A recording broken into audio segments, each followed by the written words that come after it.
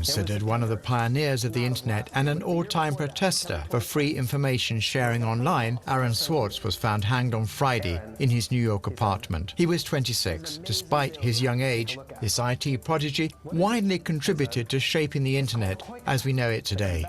He was only 14 when he co-developed the RSS feed, which is used today by most websites to diffuse content. Furthermore, Aaron Swartz helped launch projects such as Creative Commons free licenses and the Reddit Foundation, which has since gone on to become one of the US's most popular sites. But the young computer specialist was also a staunch defender of net user freedoms. In 2011, he led the revolt against two anti-hacking law bills, judged freedom-destroying by their critics, mobilization which caused US lawmakers to back down. However, his attachment to free data movement on the internet meant he encountered several run-ins with the law. Aaron Swartz was under investigation and faced a heavy prison sentence for hacking and posting online almost 5 million scientific articles sold on the JSTOR site. A situation which may have contributed to his suicide, according to his loved ones, who set up this site to pay homage to him and who remind the public that Aaron had suffered from depression for several years.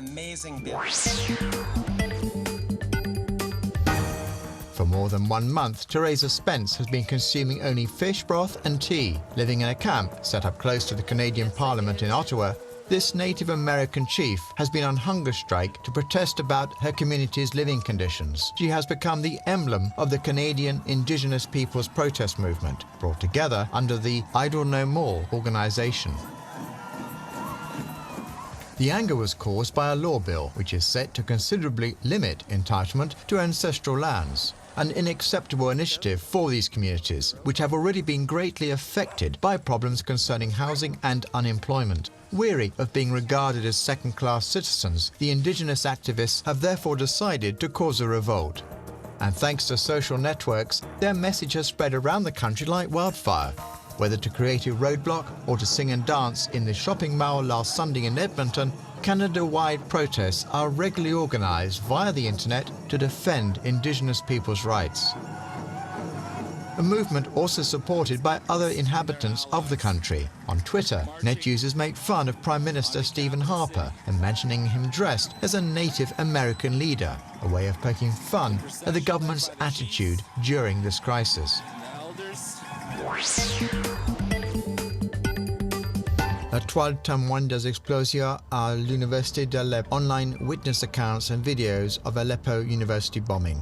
On Tuesday, the University of Aleppo, a city in northwest Syria, was the stage of a double explosion of rare violence, a dramatic event witnessed live by many students who quickly posted online videos filmed with their telephones attesting to the horror they had experienced. In this amateur video, filmed just a few seconds after the first detonation and when some of the students had evacuated the building and gathered in the courtyard, the second explosion was recorded by accident. A deafening explosion, which as we can see here, led to panic in the crowd. Several videos illustrate the damage caused on campus, but this double explosion was also diffused on share sites. Videos showing in particular buildings torn apart, corridors littered with debris and smashed windows, as well as students doing their best to transport those requiring urgent medical assistance. Dozens have been left dead and injured, and tributes are flooding in to victims on social networks, from people like Amal Hanano, a Syrian-American living in Aleppo. Since Tuesday, he has been publishing photos on Twitter of some of those who lost their lives in the deadly explosions.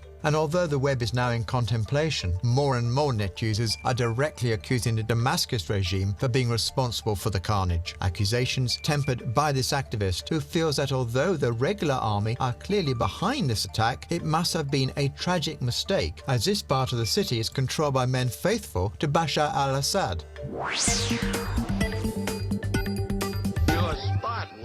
2.5 years were necessary for budding young filmmakers Jonathan Pauly and Jesse Perotato to remake a shot-by-shot version of the Pixar Studios cartoon animation Toy Story with real toys. A huge job, offering a frankly impressive result, and which net users are invited to view on share sites.